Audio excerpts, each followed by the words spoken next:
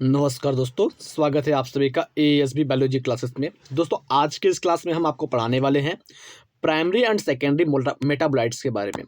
Primary metabolites क्या होता है इसको समझेंगे, सेकेंडरी मेटाबोलाइट्स क्या होता है इसको समझेंगे और साथ ही साथ हम एक एक पॉइंट को अच्छे तरीके से समझेंगे। सबसे पहले एनसीईआरटी की लाइन को छोड़ करके हम कुछ एक्स्ट्रा यहाँ पर साइड में लिख करके आपको प्राइमरी और सेकेंडरी मेटाबोलाइट्स के बारे में समझाएंगे। फिर उसके बाद आपको एनसीईआरटी की एक एक लाइन को समझाएंगे जिससे आपकी सारे डाउट्स एक साथ एक बार में क्लियर हो जाए।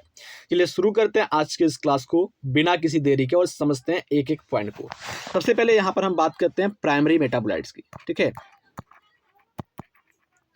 प्राइमरी मेटाबोलाइट्स की बात कर लेते हैं। प्राइमरी मेटाबोलाइट्स की बात करते हैं बेटा, तो प्राइमरी मेटाबोलाइट्स क्या होता है? प्राइमरी मेटाबोलाइट्स होता है इसेंशियल।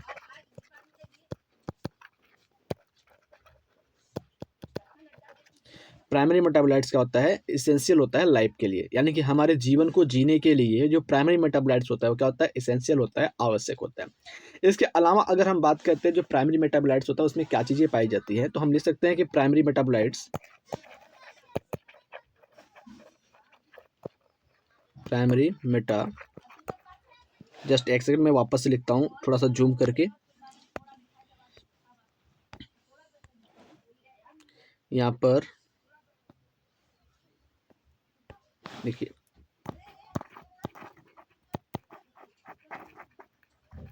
प्राइमरी मेटाबोलाइट्स की बात करता हूँ मैं। तो प्राइमरी मेटाबोलाइट्स क्या होता है? Essential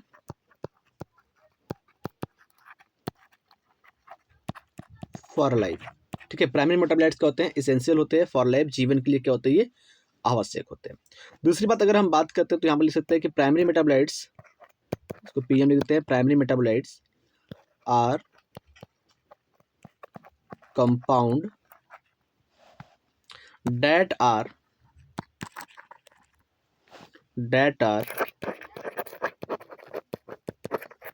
essential for normal growth, development,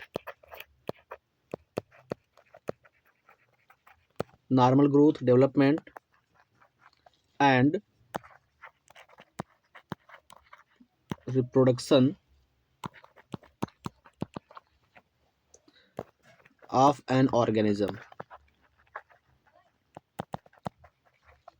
I hope आप प्राइमरी मेटाबोलाइट्स के बारे में जो चीज़ें मैंने लिखा है वो समझ रहे होंगे कि प्राइमरी मेटाबोलाइट्स क्या होता है? इसेंशियल होता है लाइफ के लिए। प्राइमरी मेटाबोलाइट्स क्या होता है? एक प्रकार का कंपाउंड होता है जो कि इसेंशियल होता है नॉर्मल ग्रोथ के लिए, डेवलपमेंट के लिए एंड रिप्रोडक्शन के लिए ऑफ ऑर्गेनिज्म में।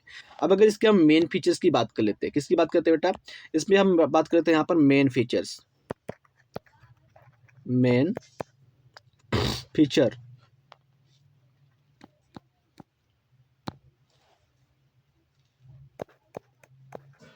मेन फीचर्स की बात कर लेते हैं।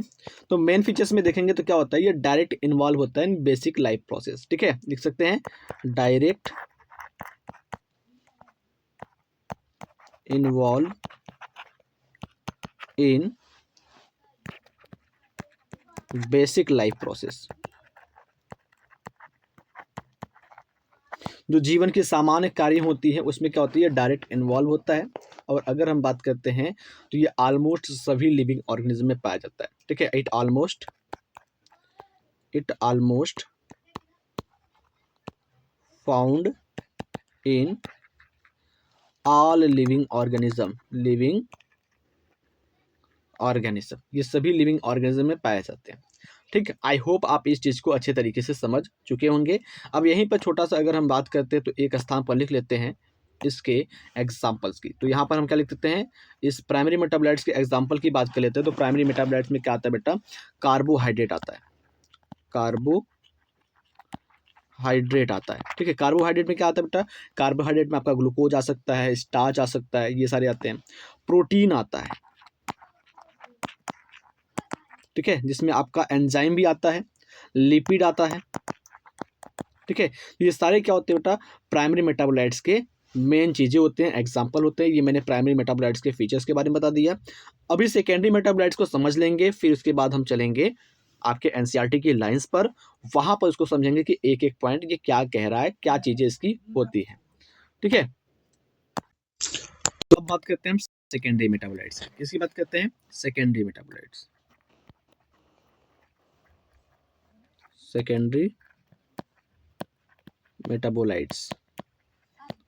अब अगर सेकेंडरी मेटाबोलाइट्स की बात करते हैं तो सेकेंडरी मेटाबोलाइट्स होता है क्या है? देखो, सेकेंडरी मेटाबोलाइट भी क्या होता है? एक प्रकार का कंपाउंड होता है, लेकिन अगर इसमें हम बात करते हैं तो ये डायरेक्टली क्या होता है? इन्वॉल्व नहीं होता है ग्रोथ रिप्रोडक्शन में, लेकिन क्या करता है? ये हेल्प करता है। ठीक है, किसी भी चीज़ को करने के लिए क्या करता है? ये हेल्प करता है। तो यहाँ पर अगर लिख सकते हैं तो क्या लिखेंगे? देखिए यहाँ पर मैं चेंज कर लेता हूँ कलर को और फिर लिखता हूँ secondary metabolites. Secondary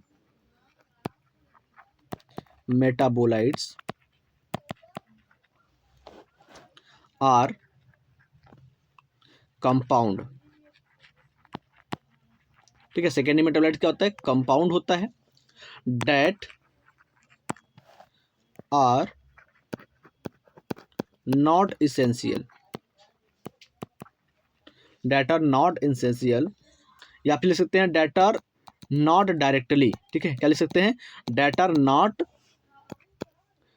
directly, that are not directly involved in growth, development and reproduction process, and reproduction process. ये रिप्रोडक्शन प्रोसेस में क्या होते हैं? डायरेक्टली इन्वॉल्व नहीं होते हैं, बट क्या करते हैं? ये हेल्प करते हैं। But help organism in defence. ठीक है, सुरक्षा के लिए क्या करते हैं? ये ऑर्गेनिज्म को हेल्प करते हैं, मदद करते हैं। ठीक है, और साथ ही साथ क्या करते हैं? ये इंटरेक्ट करते हैं विथ इन्वायरमेंट के साथ। ठीक है, interaction with environment, interaction with environment. तो आई होप आप इस चीज़ को भी समझ पा रहे होंगे कि सेकेंडरी मेटाबोलाइट्स क्या होता है। मैंने यहाँ पर जो चीज़ें लिखी हुई है आपको समझ में आ रही होगी कि secondary metabolites are compound that are not directly involve in the growth, ठीक है, development and reproduction in organism, but क्या करता है? ये हेल्प करता है। ठीक है, रेगुलेशन करने के लिए, डिफेंस करने के लिए, ठीक है, और इंटैक्ट करने के लिए विद एनवायरमेंट के साथ। अब दूसरी बात, अगर हम इसके फीचर की बात कर लेते हैं बेटा, तो फीचर क्या होता है इसका देख लीजिए।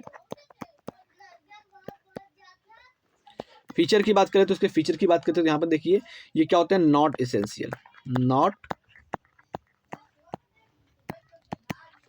नॉट इसेंशियल होते हैं, मतलब आवश्यक ज़्यादा नहीं होते हैं for basic survival, for basic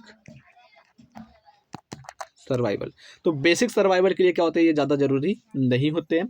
उसके बाद अगर हम बात करते हैं तो ऑफ्टन स्पीसीज टू स्पेसिफिक, यानी कि ये सभी प्रकार के स्पीसीज में नहीं पाए जाते हैं, कुछ स्पेशल टाइप के स्पीसीज होते हैं वहाँ पर पाए जाते हैं।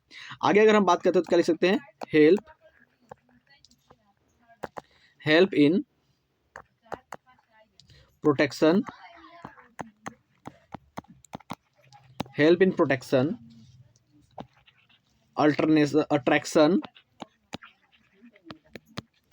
अट्रैक्शन, और हम कह सकते हैं सिग्नल्स में ये सारे क्या करते हैं? हेल्प करते हैं। कौन? सेकेंडरी मेटाबोलाइट्स होते हैं। अब अगर बेटा एग्जांपल की बात करते हैं तो यहाँ पर एग्जांपल भी लिखता हूं मैं। एग्जाम्पल की बात करता हूं तो एग्जाम्पल में यहाँ पर मैं आपको मॉर्फिन, जैसे मॉर्फिन होता है, मॉर्फिन हो गया। ठीक है, इसके अलावा अगर हम बात करते हैं यहाँ पर टैनिन हो गया, टैनिन हो गया। ये सारे क्या होते हैं? आपके सेकेंडरी मेटाबोलाइट्स के रूप में जाने जाते हैं। तो आई होप आपको जो चीज़ें मैंने यहाँ पर लिख करके समझाया है वो सारी चीज़ें आपको क्लियर हो गई होंगी। और अब अगर हम चलेंगे एनसीईआरटी की लाइंस पर तो वहाँ से भी जो बची हुई चीज़ें हैं वो आपकी सारी क्लियर हो जाएगी। मैं आशा करता हूँ कि ये सारी चीज़ें आपको अच्छे से समझ में आई है, तो एनसीईआरटी की लाइंस भी आपको अच्छे से ही समझ में आएगी। चलिए चलते हैं अब एनसीईआरटी की लाइंस पर। आपकी एनसीईआरटी की एक एक लाइन क्या कहती है, इसको हम बारीकी से समझेंगे एक एक पॉइंट को। चलिए शुरू करते हैं एनसीईआरटी की लाइंस की कहानी और यहाँ पर समझते हैं कि एनसीईआरटी की लाइंस आपकी क्या कहती है। ठीक है, the most exciting aspect of the chemistry deals with the isolating thousands of the compounds small and big for living organism। यानी कि अगर हम बात करते हैं केमिस्ट्री होता है वो क्या करता है, आइसोलेट करता है हजारों प्रकार के यौगिकों को, जो कि छोटे होते हैं या फिर क्या होते हैं, बड़े होते हैं। छोटे बड़े हजार प्रकार के यौगिकों को ये आइसोलेट करता है। उसके बाद अगर हम बात करते हैं determining their structure and possible synthesising them. ठीक है, उसके स्ट्रक्चर को और उसके सिंथेसाइजिंग को, ये जितने भी पॉसिबल होते हैं उसको ये क्या करता है, आइसोलेट करता है। If one were to make a list of biomolecules, जिसमें क्या करते हैं, एक बायोमॉलिक्यूल की लिस्ट बनाते हैं। Such a list would have thousands of the organic compound including amino acid sugar. उसमें क्या होता है, जब बायोमॉलिक्यूल्स की एक लिस्ट बनती है तो वहाँ पर हजारों प्रकार के यौगिक होते हैं, जिसके अंदर अमीनो एसिड, शुगर जैसे बहुत सारी चीज़ें उसमें पाई जाती है। For reason that are given in section 9.110, यानी कि यहाँ पर एक सेक्शन है 9.110, वहाँ पर देखेंगे तो आपको मिल जाएगा। We can call this biomolecules as metabolites. जो हजारों प्रकार के बायोमॉलिक्यूल्स होते हैं, जिसमें अमीनो एसिड्स होता है, शुगर होता है, उनसे जुड़े हुए जो चीज़ें होती हैं उनको क्या कर सकते हैं, मेटाबोलाइट्स के नाम से जानते हैं। तो अगर बेटा आपको मेटाबोलाइट्स का डेफिनेशन लिखना है तो सीधा सीधा क्या लिखोगे आप कि if we were make the biomolecules such as a list would have thousands, ठीक है, thousands of the organic compound including amino acid, sugar, etc. For reason that are given the section 9.110, we can call these biomolecules as metabolites। इसको metabolites के नाम से जानते हैं। In animal tissue, one notice the presence of such categories or compounds shown in figure। यानी कि animal tissue के अंदर जो भी कैटेगरीज देखी जाती है कंपाउंड्स की, वहाँ पर यहाँ पर नीचे फिगर्स में या फिर नीचे हम कह सकते हैं चार्ट में दिया जाएगा, वहाँ पर मैं आपको बता दूंगा।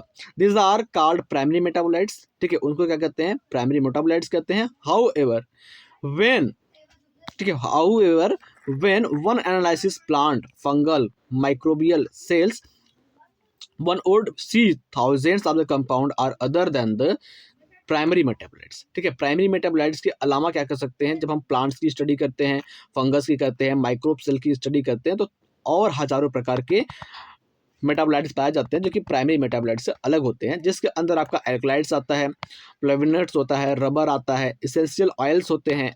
ठीक है, ये सारी चीज़ें पाई जाती है, कलर्ड पिगमेंट पाया जाता है। तो इन सभी चीज़ों को अगर हम मिलाएं तो इसको हम सेकेंडरी मेटाबोलाइट्स कहते हैं। तो कहने का मतलब यहाँ से आपको कंप्लीट अंतर समझ में आ जाना चाहिए कि जो एनिमल्स होते हैं, एनिमल्स के अंदर प्राइमरी मेटाबोलाइट्स पाए जाते हैं और जो सेकेंडरी मेटाबोलाइट्स होते हैं वो प्लांट, फंगस, माइक्रोब्स, इन सभी के अंदर पाए जाते हैं। तो आई होप आप इस चीज़ को अच्छे तरीके से समझ पा रहे होंगे। चलिए आगे देखते हैं। तो यहाँ पर क्या लिखा गया, while primary metabolites have identifiable function and play known role in normal physiological process. जो प्राइमरी मेटाबोलाइट्स होते हैं उनकी जो फंक्शन होते हैं वो आइडेंटिकल होते हैं और ये नॉर्मल रोल प्ले करते हैं, जो भी नॉर्मल फिजियोलॉजिकल प्रोसेस होते हैं वहाँ पर। We do not at the moment understand the role of function of the secondary metabolites. और अभी के समय में अगर हम बात करते हैं नॉर्मल तरीके से हम सेकेंडरी मेटाबोलाइट्स की फंक्शन की, रोल की समझौता या समझ नहीं कर सकते इन द होस्ट ऑर्गेनिज्म, किसी होस्ट ऑर्गेनिज्म के अंदर। हाउएवर जबकि मैनी ऑफ देम, उनमें से बहुत सारे आर यूजफुल, बहुत सारे आवश्यक होते हैं टू ह्यूमन वेलफेयर, इंसानों के जीवन के लिए, जैसे रबर हो गया, ड्रग्स हो गया, ठीक है, स्पाइस हो गया, ये सारी चीज़ें क्या होती हैं, बहुत सारी जरूरी होती हैं। सब secondary metabolites have ecological importance. बहुत सारे सेकेंडरी मेटाबोलाइट्स ऐसे होते हैं जिसके पास इकोलॉजिकल इंपॉर्टेंस होती है, हमारे आर्थिक व्यवस्था को चलाने का काम करती है। In the later chapter that yes you will learn more about this. और अगले चैप्टर में आपने इसके बारे में बहुत सारा चीज़ें पढ़ा होगा। ठीक है, तो आई होप जो चीज़ें मैंने आपको यहाँ पर बताया एक बार शॉर्ट तरीके से मैं बता देता हूँ। जो प्राइमरी मेटाबोलाइट्स होती हैं वो एनिमल्स के अंदर पाई जाती है। सेकेंडरी मेटाबोलाइट्स जो होती है वो प्लांट के अंदर, फंजाई के अंदर, माइक्रोब्स के अंदर पाई जाती है। प्राइमरी मेटाबोलाइट्स की फंक्शन ईजिली पता चल जाती है, सेकेंडरी मेटाबोलाइट्स की फंक्शन ईजिली पता नहीं चल पाती है। सेकेंडरी मेटाबोलाइट्स में से जैसे रबर की बात करते हैं, ड्रग्स की बात करते हैं, स्पाइस की बात करते हैं, तो ये प्राइमरी मेटाबोलाइट्स यानी कि ह्यूमन के वेलफेयर में काफ़ी ज़्यादा ज़रूरी होती है। सेकेंडरी मेटाबोलाइट्स जो होती है बेटा, वो आपके इकोनॉमिक इंपॉर्टेंस में ज़्यादा हेल्प करती है। अब यहाँ पर अगर हम बात करते हैं, यहाँ पर कुछ सेकेंडरी मेटाबोलाइट्स दिए गए हैं। जैसे पिगमेंट की बात करते हैं तो कैरोटीनॉइड हो गया, ठीक है। एल्कलॉइड्स की बात करते हैं जैसे मॉर्फिन हो गया, ठीक है, कोडीन हो गया, ठीक है, ये टेट्रामॉर्फिन टर्पेनॉइड्स की बात करते हैं तो यहाँ पर मोनोटर्पेनेट्स हो गया। ये सारी चीज़ें क्या होती हैं आपके सेकेंडरी मेटाबोलाइट्स के रूप में आती है, तो इसको यहाँ से आप पढ़ सकते हैं। तो आई होप आप इस चीज़ों को समझ पा रहे होंगे अच्छे से, और जो चीज़ भी मैंने आपको बताया है वो सारी चीज़ें आपको बाकायदा अच्छे तरीके से समझ में आई होगी। तो मिलते हैं आपसे अगले क्लास में, तब तक के लिए जय हिंद, जय भारत। और आपसे माफ़ी चाहूँगा कि आपको डेली का डेली मैं वीडियो नहीं दे पा रहा हूँ। इसके पीछे का रीज़न मैंने आपको पहले ही शॉर्ट वीडियो बना करके बता दिया था कि हमारा एग्ज़ाम चल रहा है। जैसे ही हमारा एग्ज़ाम खत्म होगा, मैं वापस से आपको रेगुलर एनर्जेटिक रूप से आपको per day time to time video देने का प्रयास पूरा 100% करूँगा, और मैं ऐसा करके भी दिखाऊँगा।